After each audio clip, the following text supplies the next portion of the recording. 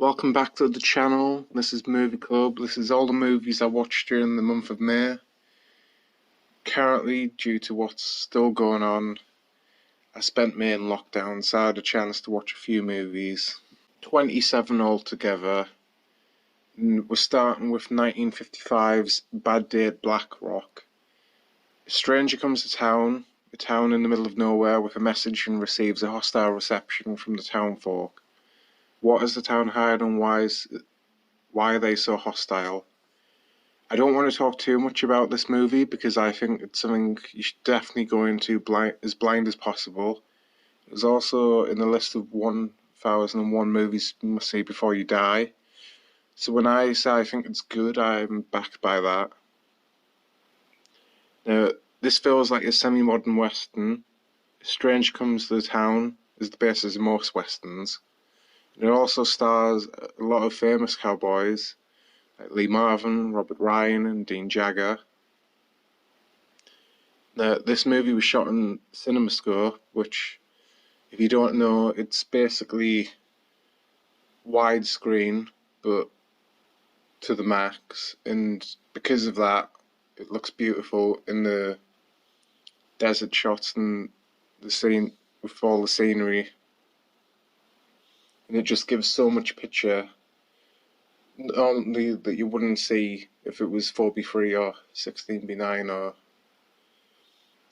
whatever other aspect ratio, but apparently the film was also shot in 4:3 because the producers or the studio wasn't sure about CinemaScope.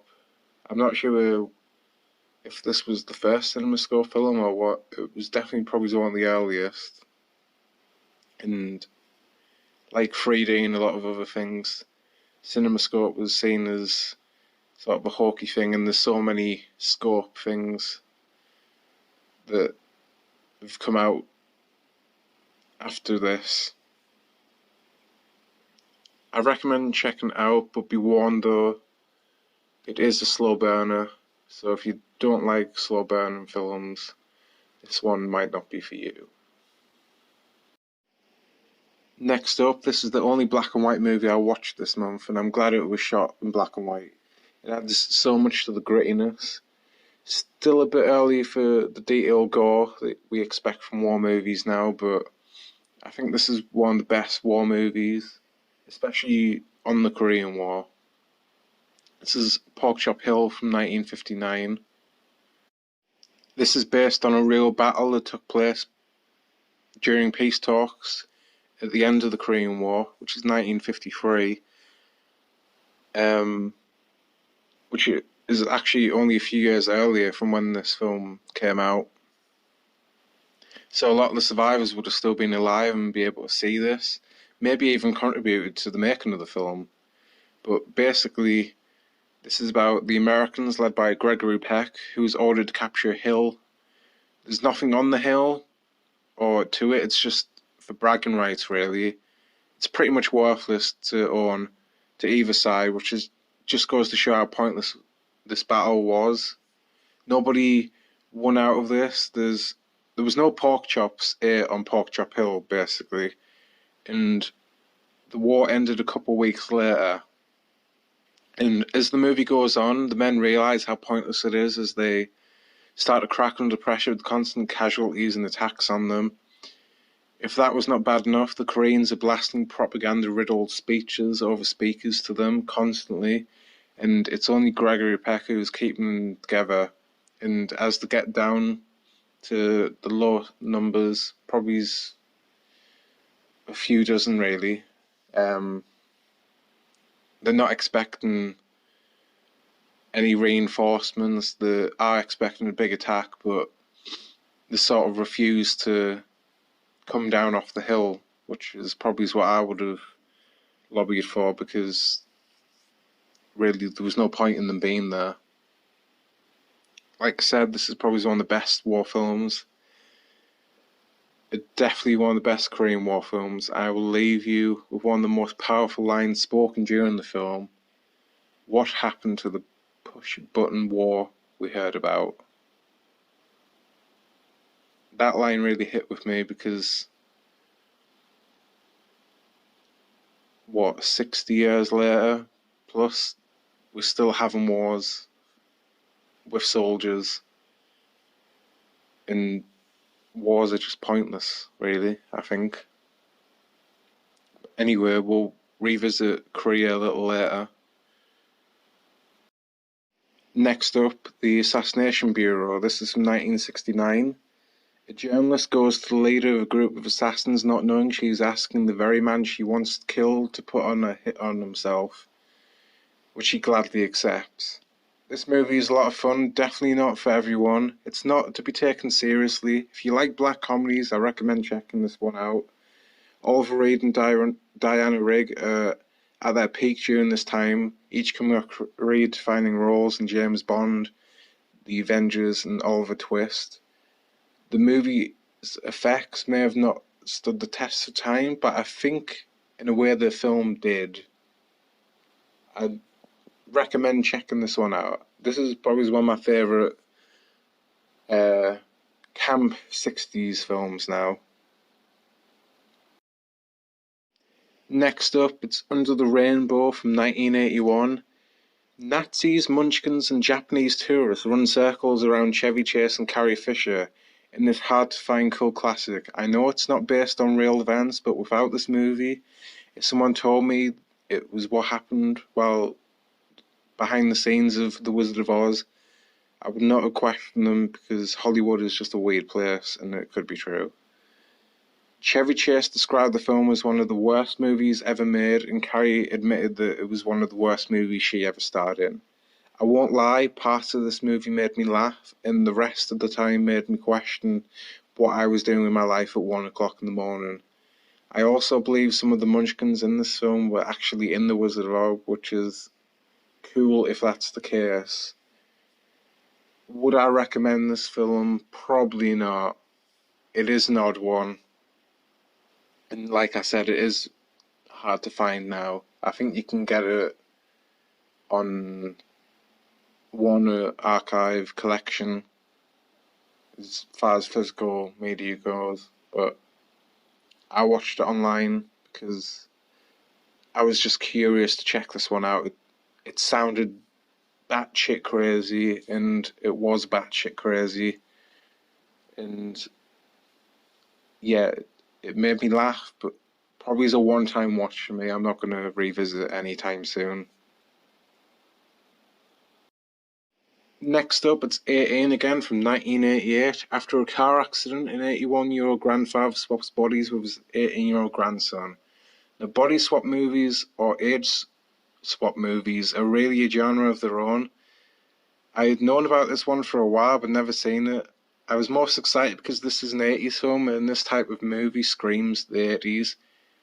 And there was just something about the decade and movies that just hit gold so often, and a lot of the big movies that we still watch over and over again, Goonies, Riddles, Lost, etc., like, they're all 80s movies. Some of the best movies came out of the 80s, and while I don't think this is one of the best, I do think it is a little overlooked. I think it's an easy one-time watch that you can enjoy for what it is, but I don't really see anybody talk about it, and at the moment it is free on Amazon Prime, which is where I watched it, and I think you should give it a try if you've never seen it before. Because like I said, I think it is overlooked. It is you know what's going to happen. It's predictable. So you do have to think about that, but if you just want to sit down and have an easy watch, check this out.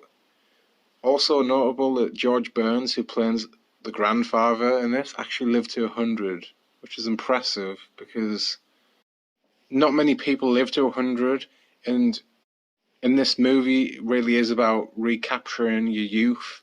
And for him to live to 100, I imagine he was a pretty youthful guy, if you get my gist.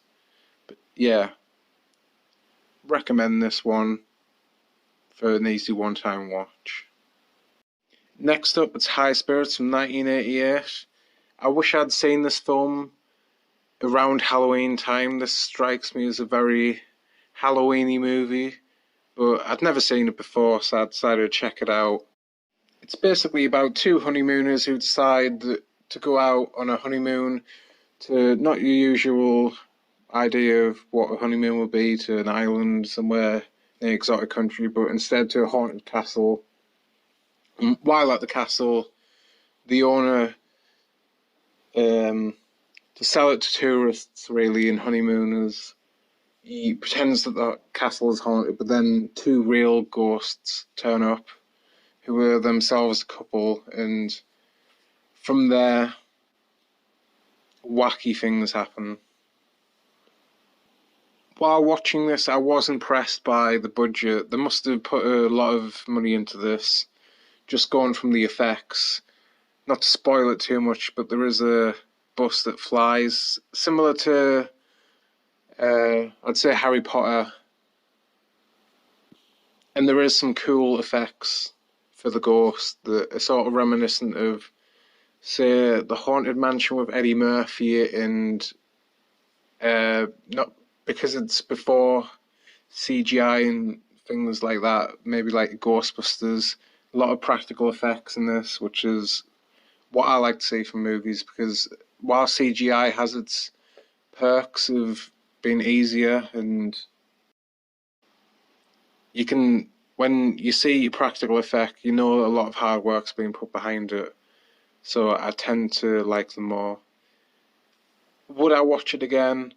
Probably not now. If I'd seen it when I was younger, I think I would have liked it more, and I would have grown up with it, watching it every Halloween season. But for a one-time watch, I enjoyed it.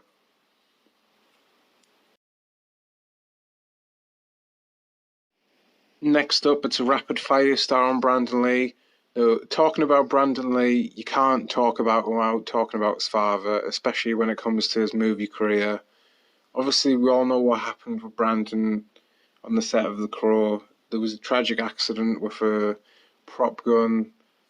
Apparently, there was a real bullet lodged, or something was lodged in the gun, and that was the projectile that killed Brandon. But just watching this, it makes me wonder what would have happened if Brandon continued to develop his career and his acting, because I wouldn't.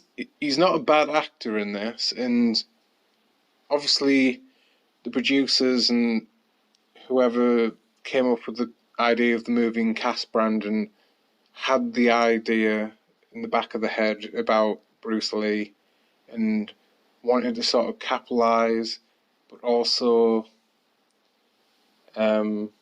cash in on the Lee name and martial arts and create this 90s action romp. Would I recommend it? Yes. For if you're a fan of 90s action movies, I think you'd really enjoy this.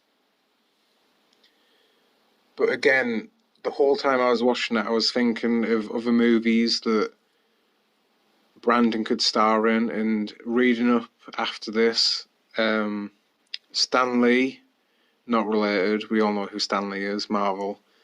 He had an idea for a show starring Brandon Lee about this time, and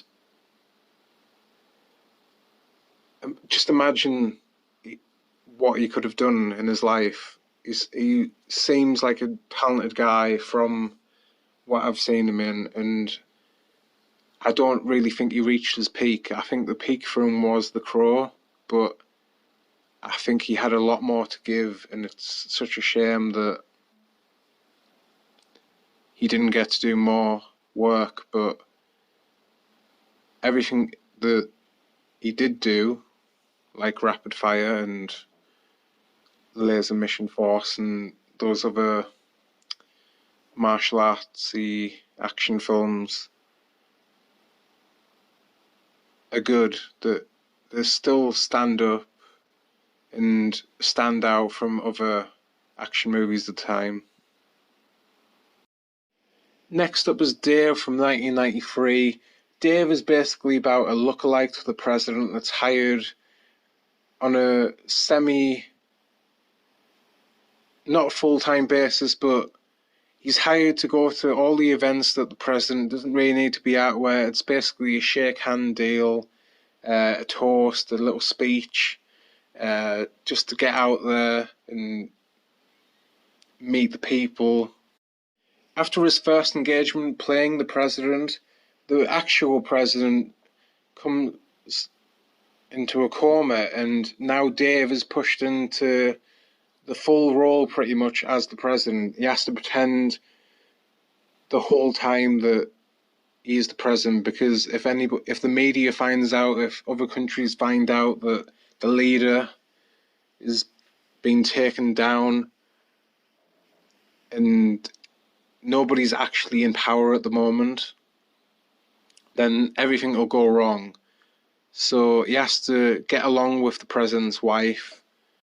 While playing the role of the president, he decides that things aren't the way they should be, and he decides to make some changes that normally the president wouldn't do. He tries to direct funds from other projects into children's welfare, pretty much, and homelessness, and pretty soon it becomes apparent that there's something different about the president, and I'll just leave it at that. One of the things I love about this film, it really makes you think, like, has this ever actually happened before? Like, and even if it did, would we know about it? I'm sure that there's stand-ins for dictators and world leaders and other politicians that have been used before. I'm sure that Hitler had a stand-in at some points. I know that actors have had stand-ins before. Michael Jackson's probably one of the most famous examples of that. He had a stand-in that would lead the media away from where he actually was and what he was doing. But yeah, it really made me think, and it was probably one of my favourite movies now from the 90s. Just a really cool idea. I wish movies today were like this, but times have changed, and I don't really think people would like this sort of thing now. Nowadays, it's more fast-paced, straight to the point. You can't really do stuff like this. If you've never seen it before, I definitely recommend checking it out. Next up was Maverick from 1994, starring Mel Gibson. This is based on a 60s TV show that I've never seen before. It's basically about a cowboy who's also a gambler, and to enter a tournament he needs to get the entry fee, and so he sets about with his friends to get the money to enter this tournament. I didn't really like this movie. I couldn't get into it. It dragged for me. Maybe I wasn't in the mood to watch it, I'm not sure, but I can't really remember a lot about. I remember there was a reference to Lethal Weapon, a little cameo, sort of Back to the Future look-alike, like you look similar sort of thing. Yeah, it's based on a TV show from the 60s that I've never seen before. The film bored me to death, to be honest. It's directed by Richard Donner, which I think is a good director. Maybe if I watch it again another time when I'm more in the mood, I might enjoy it more, but it wasn't for me, unfortunately, which is a shame because I am a fan of Mel Gibson, Richard Donner, and westerns. Next up was Killer Barbies, directed by Jess Franco. If you know anything about Jess Franco, his movies, you can view them in two lights. One, cheesy B-movie schlock, and on the other hand, utter shit. Now, I'm viewing this as cheesy schlock. The plot revolves around a apparently real-life Spanish band that, while on tour, their van breaks down outside of a castle. How convenient. It's sort of like a Scooby-Doo plot, but If you know anything about Jess Franco, it's not as family friendly. The band goes to this castle, and from there, band members are killed off, and there's a vampire, I seem to remember, who requires blood to stay young and youthful. And there's not really much else to it, to be honest. If you know about Jess Franco, he's a famous director for his horror slash vampire slash erotic movies, and I think this is his last. I know that a few years later they did a sequel to this, which is cheaper and it involved Dracula, but I've never seen that before. If you like Jess Franco, I'd recommend checking this out. It is one of his last films. It features what you expect from Jess Franco. A lot of nudity, blood, vampires. Yeah. Also, the band that plays in this, the movie centres around, they play a song in this that I can't remember what it's called, but after I watched this film, that song was stuck in my head for days, and I actually have it now on my Spotify playlist. And apparently the band still tours, not regularly, but they do a show here and there, so that's really cool. Definitely something to watch early hours of the morning at night. Stick popcorn in, sit in the dark, maybe get some friends and sit around and watch it. Next up was Flared from 1996. Not much to say about this one. It's your generic 90s action movie. Two convicts are on the run for the possession of a computer disk, or not. Yeah, is it USB? I don't think it was USB. Some sort of disk for a computer, and they're pretty much hunted down by bad guys and the police for this disc. And if you like 90s action movies, not a memorable one by any means. I'm struggling to think of much about it, to be honest. And I only watched it 2 days ago. But it stars Lawrence Fishburne and not Alec Baldwin, one of the Baldwins. Which Baldwin was it? Stephen Baldwin. It stars them too. And at the end of the day, it was an easy one-time watch. I am a fan of 90s action movies. There's something about 90s action movies and 80s action movies that you don't really see anything like that today. Now it's all look at Die Hard 4, for example. It's about computers, while this is sort of about a computer disc. It's more action packed than that sort of hacker action movie that we have nowadays. There's actual shootouts and blood, slow motion squibs that shoot out blood everywhere. That's the sign of a good action movie from the 90s. Recommend to the action fans.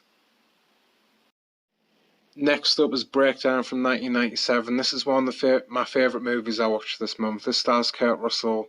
It's your run-of-the-mill kidnapping movie where the lead has to find out what happened to, in this case, his wife after they've broken down in the middle of nowhere in the desert, and the wife has decided to take the offer of a truck driver to drive her to the next town so she can phone an air truck or some sort of tow truck or mechanic to come and see the car and pick up Kurt. After a while, she doesn't turn up, and Kurt's managed to figure out what happened to the car. It was just the wire that needed re-plugging in, I think.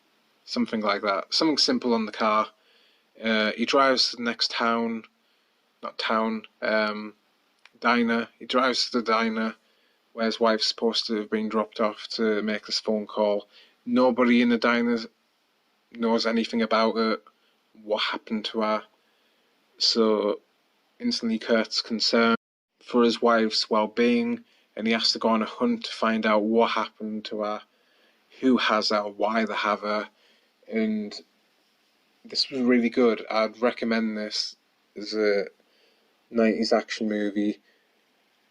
A few parts of it, I was wondering myself, like, where it was going, but in the end, it paid off. What I wanted to happen happened. I won't spoil it for you in case you've never seen it before, but recommend this highly. Probably is one of my favourite Kurt Russell films now. I know everyone's going to go to The Thing, In Big Trouble in Little China, but one of my favourite kidnapping movies. Again, 90s action movie. There's something about them that you can't replicate nowadays. This had great stunt work, great action, and it was tense. And it had me on the edge of my seat. And for this type of film, you can't really ask for more, really. Next up was Two Came Back from 1997. From what I understand, this is a TV movie. Some parts feel like a TV movie, especially when it comes to cutscenes of boats and planes and helicopters. You can definitely see a dip in quality.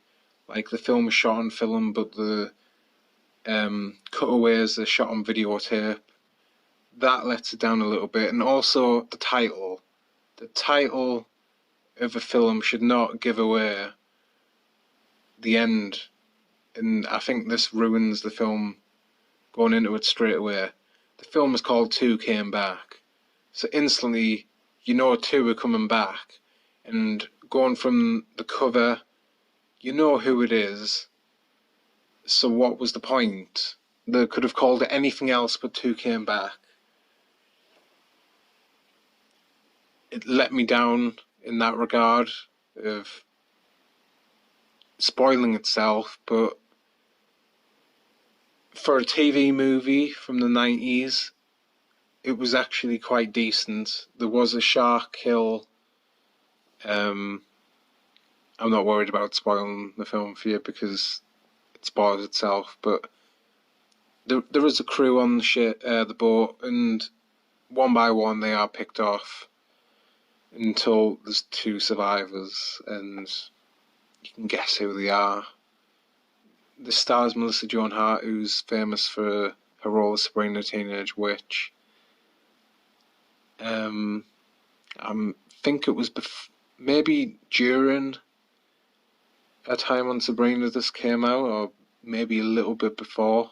I'm not sure on the time for it, but she's really the queen of TV movies, I think, because last year I watched a few of our TV specials around Christmas, or based on Christmas, and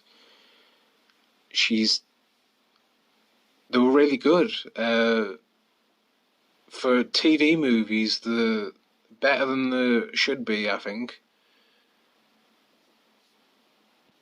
In conclusion, I probably wouldn't recommend this. For me, it was a one-time watch, definitely. It was better than I expected, but it let itself down. And for that is unforgivable. Next up was Absolute Power from 1997, directed by Clint Eastwood, starring Clint Eastwood. This film is basically about a retired thief who, whilst in the middle of breaking into a house, is stuck behind a two-way mirror in a secret room, and he witnesses a murder of a woman who, you think from how it starts, is just a woman who is having an affair on a real husband, but in this movie the affair is with a high-ranking official that we talked about earlier in this video. No, it's not Dave, but it is a president of the United States. I don't think Dave would have the balls to do what this man did, but what starts off as a rough, romantic, sort of hair-pulling, biting, slapping, they're about to go at it, but really rough, and the woman goes a bit too rough on the president, at least he thinks so, and he starts to hit back and really go at it a bit too rough, to the point where it gets pinned on the floor and he's strangling her. But she pulls out a knife from the table. Look, I think it was the letter opener, and she tries to defend herself. The president calls for help, and then two CIA, or is it CIA? The ones that guard two guards come in and shoot down the woman, and being the only witness, Clint gets out of there with the dagger, the letter opener, the knife, and the rest of the film is the president trying to cover up what he did and his people covering up what he did, while at the same time trying to find out who witnessed the murder at the time and trying to frame the murder on him. Now, I really enjoyed this. I am a fan of Clint Eastwood. He did a few movies during the 90s that I really liked, including In the Line of Fire and A Perfect World. Being the case, while I did enjoy the film, it probably is for me a one-time watch. I don't really see a reason why I'd revisit it. It served its purpose of entertaining me for the time I watched it. It kept me guessing of what was going to happen. Not something you can really watch on repeat. Really serious thriller.